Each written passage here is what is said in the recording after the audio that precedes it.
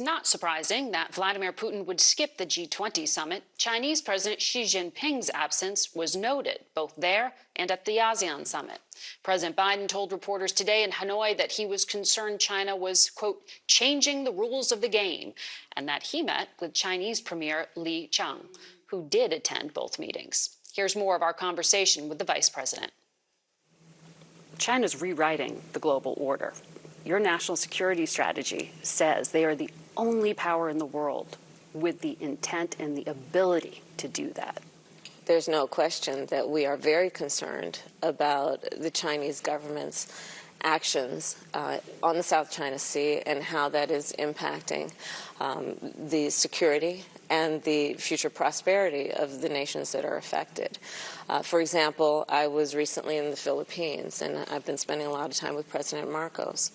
What is happening in terms of unprovoked actions against the Philippine interest in the South China Sea is significant, and we have been very clear that we stand with the Philippines. They're a treaty ally. The U.S. would have to militarily defend them. Not only is there a treaty relationship, but the very basic issue that the American people will experience and feel if we're not on top of it is what that will mean in terms of commerce flowing freely through those waters. How concerned are the leaders you spoke with here about the potential for a military clash?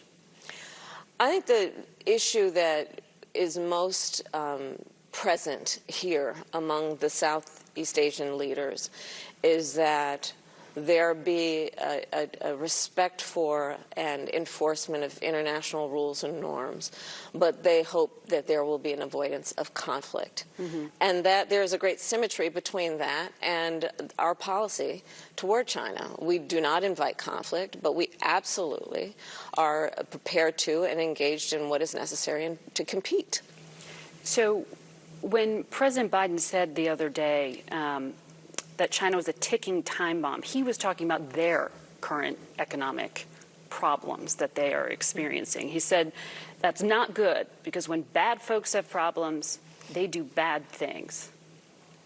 What is the scenario that you are thinking about and worried about the most? We, as the United States, and our policy is not about decoupling, it is about de-risking. It is about understanding. It's not about pulling out U.S. It's not about pulling out, but it is about ensuring that we are protecting American interests and that we are a leader in terms of the rules of the road, as opposed to following others' rules. But President Biden was, I think, he was talking about the economic problems within China right now. He seemed to be suggesting that Xi Jinping might take some kind of action. It's no secret that China is experiencing economic problems. And what you will find is, certainly in my conversations with American business leaders, is that they are looking at the future in terms of their capital investments and taking into account which countries are engaged in practices that are about abiding by the rule of law and international rules and norms in a way that they can be guaranteed that there will be some stability so they can make long-term investments. There is increasingly an understanding that China may not be the best bet when you are looking for stability, when you are looking for an investment in a place where there is an adherence to and respect for international rules and norms. This November, the United States will host a big summit of leaders in San Francisco. China said a few days ago, their state security service, the U.S. needs to show sufficient sincerity before Xi Jinping agrees to visit. How important is it for Xi Jinping to come to America in November? Well, it is important to the order of things, if you will, the stability of things, that we keep open lines of communication. You were in the same room with China's number 2 Yes, today. I have actually met with President Xi as well. Did you talk to him today? Well, we exchanged pleasantries, yes. Yes. But it's still a little tense.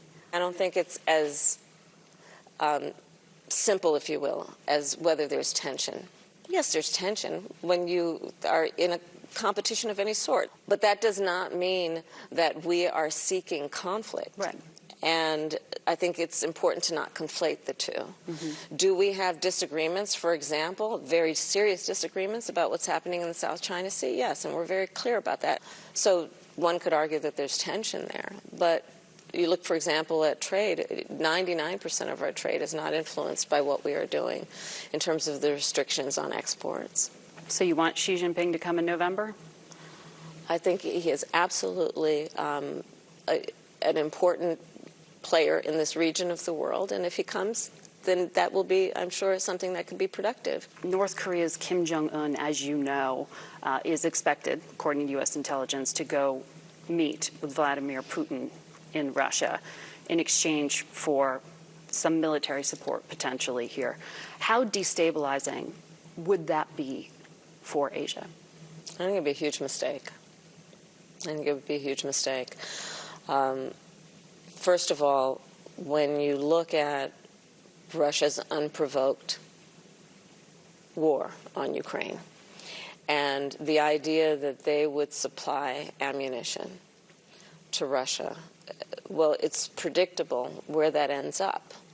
I also believe very strongly that for both Russia and North Korea, this will further isolate them.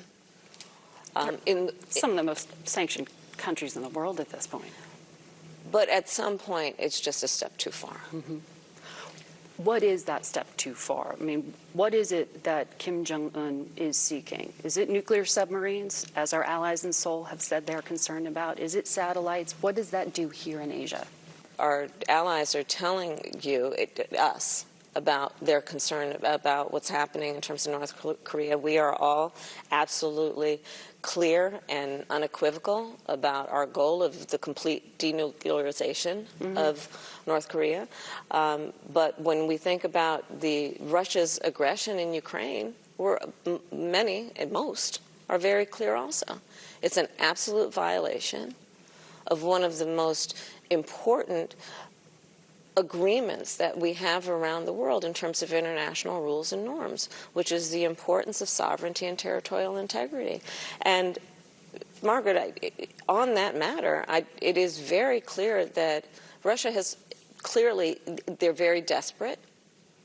They have already experienced a strategic failure. So clearly this is an act of desperation on the part of Russia. But it would be a huge mistake for Korea to do this, for North Korea to do this. Our full interview with the Vice President is on our website and YouTube channel. We'll be right back.